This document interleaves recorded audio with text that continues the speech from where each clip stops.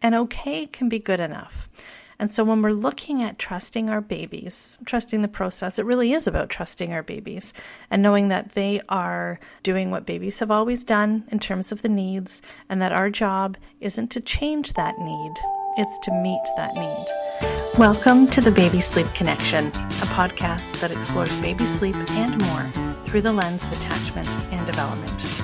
I'm your host, Heather Boyd. I'm a mom of 3, an occupational therapist, and a certified infant and family sleep specialist. If you are a tired parent who wants to support your baby's sleep holistically, keep listening as we delve into approaches that go well beyond the usual strategies of wake windows and bedtime routines. Your baby's sleep is connected with so much more. Welcome to the 4th episode of the Baby Sleep Connection. I'm so glad that you're here. We are talking about a doozy of a topic today called the hardest thing I will ever ask you to do. Now, what is this most difficult thing at a time in your parenting when probably everything feels a little bit difficult? And the hardest thing I will ever ask you to do, if I am your sleep coach, or even through the advice and perspectives I give on this podcast, is to trust the process. Now, I know for many of you who are exhausted, you're like, Heather, I just want you to tell me what to do. I want you to tell me how I'm supposed to manage these nap strikes or these 2-hour wake periods in the middle of the night when I just have no idea why my baby's waking up. Can you just not make me do anything? Like, just tell me what to do and let's move on. The fact is that when we take a holistic approach that acknowledges that a lot of sleep is coming from the brain and that the brain takes time to develop, and that a lot of sleep also comes from the nervous system and its ability to feel safe and relaxed enough to fall asleep, that's the attachment part. Trusting the process involves 2 main things. And the first is to trust that your baby is doing the best that they can right now. They aren't trying to make this difficult. If they are cranky and upset, you can bet that they don't want to be cranky and upset, but that they don't know how to settle themselves. And so when we trust the process of infant development and sleep development, what I'm asking you to do is trust that your baby is doing what they can at the stage of development that they're in. And here's the thing that I find really helpful from a perspective point of view, and that is that babies haven't changed in like millions of years. They're doing today what babies have always done. They need today what babies have always needed to be able to thrive and grow. And so when we are trying to raise our babies in an environment that is overwhelming for us because of our lack of support or because of work schedules and balancing multiple kids and school drop-offs, and we have less of a village, we don't live near our parents, we don't have neighbors that we know and can call on, trusting the process that our baby is developing and unfolding as they should is tricky because we don't have backup all the time. We have less reserves. And so trusting the process is really putting a lot of faith in the idea that this will change over time. I can bring up a parallel example in looking at what I am learning about being on a podcast and running a podcast. We are just getting off of Easter weekend, so the kids have had downtime, more time at home, more sugar and chocolate, and a bit of a disruption in routine. And then last week, all the kids were sick. I know we're following up illness with chocolate, but we're managing that as best we can. It's progress, not perfection, right? So last week when I was going to record this episode, all of my kids, all at the same time and at various stages of illness, were down for the count. And I was on squeezed orange juice duty, I was on water duty, I was on temperature management and temperature checking duty. And so I was feeling a little bit behind schedule in getting this whole podcast episode done. But further, this is all new to me. I don't really know what I'm doing yet. I'm a little bit overwhelmed by it. I don't know how the pieces all fit together, but I'm going to trust the process. I know this is going to get easier. I know that I'm going to get more comfortable with doing this. And I know that even if this doesn't turn out the way that I expected it to when I planned this episode, it's going to turn out okay. And okay can be good enough. And so when we're looking at trusting our babies, trusting the process, it really is about trusting our babies and knowing that they are doing what babies have always done in terms of the needs, and that our job isn't to change that need, it's to meet that need. But there's another layer to trusting the process, and that's for any of you who have worked with me, will work with me in the future, or are following this podcast to understand more about what to actually do. And that process is about trusting the process of being coached in understanding your baby's sleep better, in understanding your baby's needs and stage of development better, and knowing that this is not, when you take a holistic approach, a cookie cutter approach. Now, I remember when my second was starting to hit a stage where sleep was a challenge, and we'd already been through the gamut with our first. So when my second started not sleeping as well as he had, I got really worried that I had to figure out really quick how we were going to manage sleep and make it not feel as awful as it was the first time round. Like, how can I learn enough and do the right thing around sleep routines, or how I help him fall asleep that's going to make this a lot easier the second time around? And the fact is, I was looking for someone to tell me what to do while simultaneously knowing that my kiddo was, despite all the other things he has in common with babies through the millions of years of evolution, he was going to have unique needs that I was in charge of figuring out as best I can. And that meant, even though I wanted someone to just tell me what to do so we could get to easier sleep, I also knew that that was nonsensical, that it didn't make sense to go pursue something that was a cookie cutter approach to be able to get better sleep. And yet, perhaps like you, I was feeling desperate enough to look for that cookie cutter solution. It was not very far into a consult with a sleep coach that I just thought, this just feels ridiculous, because they don't know my baby and they're telling me what to do in terms of not responding to my baby or changing the way I was responding to my baby, not because it was going to meet my baby's need better, but because it would result in my baby not signaling to me as often that he needed support to fall asleep. So it would look like he was more independent. It would feel like he was more independent. I would probably get better sleep, at least in the short run, but he, if we were to measure sleep, and we know this by the research on sleep, when we measure it with sleep training, that his sleep wouldn't likely change very dramatically at all. And that's a hard pill to swallow when you are desperate for better sleep, is to trust this process, that the real guidance that you may be looking for as a responsive parent, as a parent who is aware that your baby's brain is developing and it needs time and it needs nurturing to do that, is to trust that this is a process of discovery with a holistic oriented attachment-based sleep coach. This discovery means that we are learning together what it is that your baby needs in terms of sleep, in terms of environment, in terms of the way that you support your baby to fall asleep. All of these things require curiosity to figure out what is it that they need to make this all feel a little bit easier.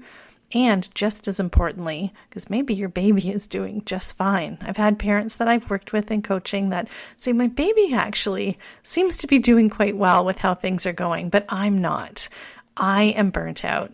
I am not getting enough sleep. I am worried about how things are unfolding. In which case, part of the process is to figure out, how can we find a way that still meets your baby's needs while also meeting your own? Now that gets decidedly easier the older your baby gets, in part because as a newborn, their needs are raw and on the surface, and there's really not a lot of wiggle room around when and how you're going to answer that need.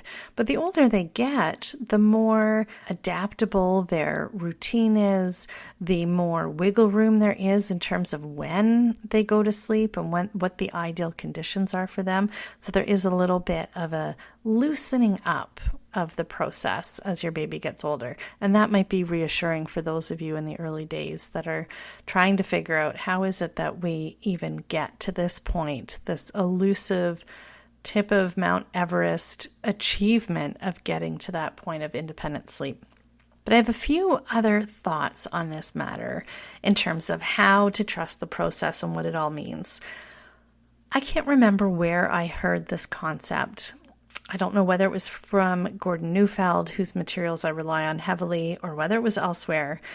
But I heard at some point this concept that your baby, when they are born, is more in alignment with their innate needs than they will ever be at any future time. And at any point in your baby's life, if they're 3 months old or a year old, chances are at that point in time, they are more in alignment with their innate needs than they will ever be at any future time. And that's because when babies are born, they haven't received the manual on what they should or shouldn't do. They haven't learned what any expectations are. They don't even have circadian rhythm.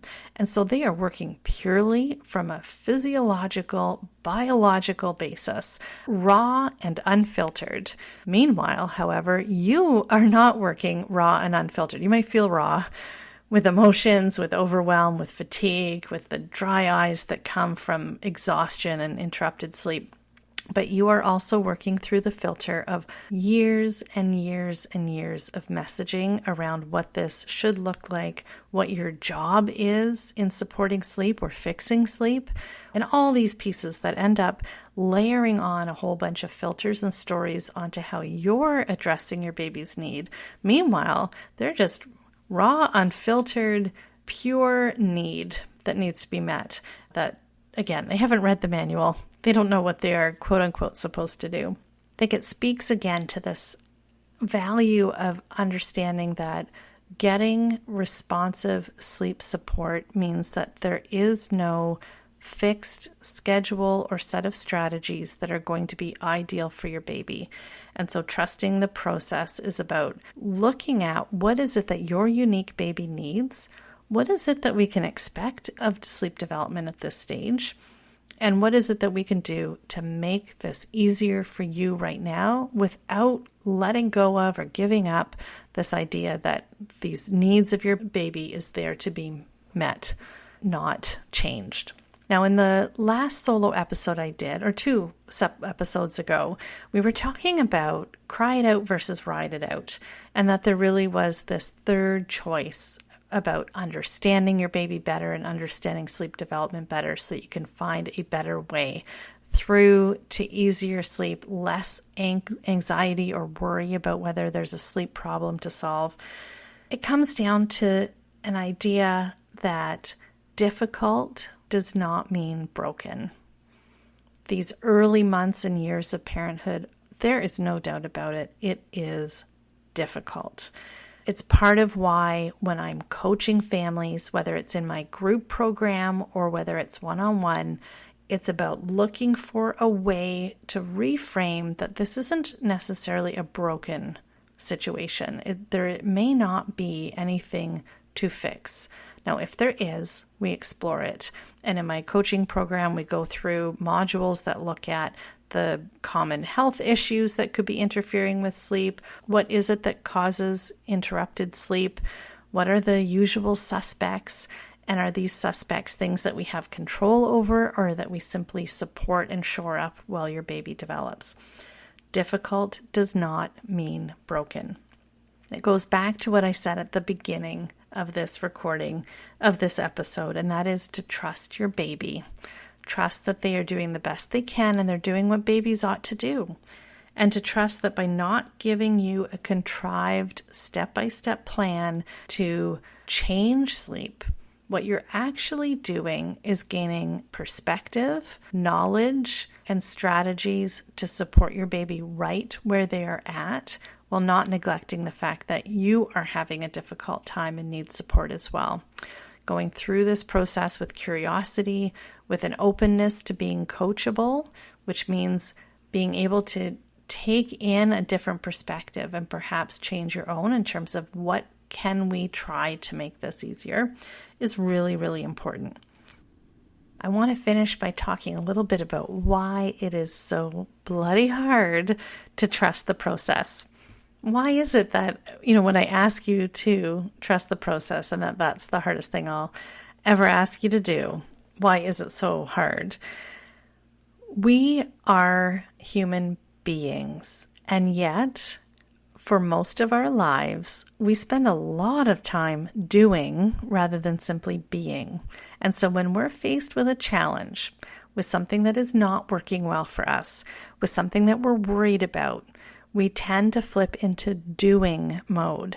We are looking for a problem to solve. We're looking for a nail to hammer. It's like we've got that proverbial hammer in our hand and we're just looking for the nails.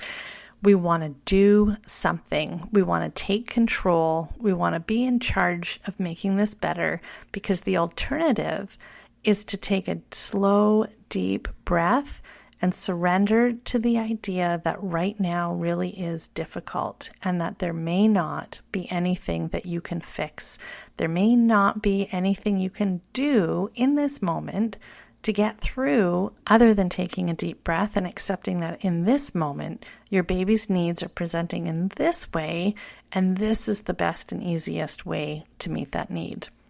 Because we are so inclined to want to take control and take action and do, just being can be very difficult, and just trusting the process and knowing that, and I've said this to clients in my coaching program, that whatever is happening tonight, sometimes there really are sleep emergencies. So I'm not talking about cases of sleep emergencies, but for the vast majority of situations, tonight is not a sleep emergency. This is not something that has to be solved tonight. The rest of your child's success in life is not relying on whether you hit on the perfect bedtime or manage to get them to fall asleep easily tonight. There is far less riding on right now than it might feel like it is. And so if you're feeling this pressure to do and to fix and to problem solve, and yet there's this little part of you that is thinking, okay, Heather, I hear what you're saying, that this is not an emergency. I don't need to have this figured out tonight. You can take that step back, look at the baby in front of you, and figure out what is the best thing I can do now in this moment. It doesn't mean I have to do the same thing tomorrow night or next week. And frankly, sleep and your baby are not going to look the same next week or next month. They're constantly changing. So what if you can turn from a doer into a beer, from a human doing to a human being, to be able to take some of that pressure off, that inclination that many, many of us have to fix, or look for the problem and solve it, and then look for the next problem and solve it, instead of slowing down and trusting the process of your baby's development and trusting the process that you as a parent figuring this out with or without coaching support. This is going to take time. This is a process of discovery, and that if you can do this hardest thing of trusting the process, things do get easier. Thank you so much for joining me on this episode. I know many of you are just chomping at the bit for actual sleep strategies. It's really important that I lay down these foundations in the early episodes so that you understand that a large part of this is well beyond the strategies around wake windows and schedules and sleep environment, that there is so much more that can be released for you when we trust the process, when we know that we don't have to make this look a certain way. We don't have to sleep train. It is not a rite of passage. And that this whole journey of figuring out sleep is just one little pedal on your entire parenting experience. It can feel like a pretty significant pedal. It can feel like it is the major thing. I'd say aside from meal times, which I feel for most families comes in second, sleep is the number one challenge that they're facing. And I think part of it is these stories that we have about doing and fixing and being in control. I would love to hear from you if anything in today's episode resonated. I would love you to subscribe if you're not already subscribed so you don't miss another episode. And I look forward to connecting with you in the next episode. Bye for now. Thank you for joining me on this episode. I do hope that you found the information and perspectives in this podcast episode helpful to you as you navigate your baby's sleep development. Of course, this podcast provides general information and it isn't tailored to your family's reality or the specific needs of your baby. If you're concerned about your baby's sleep or health, be sure to reach out to your healthcare provider. If you're feeling exhausted and overwhelmed and you need a place to feel nurtured and reassured, you can find me on Instagram at familysleep.ca.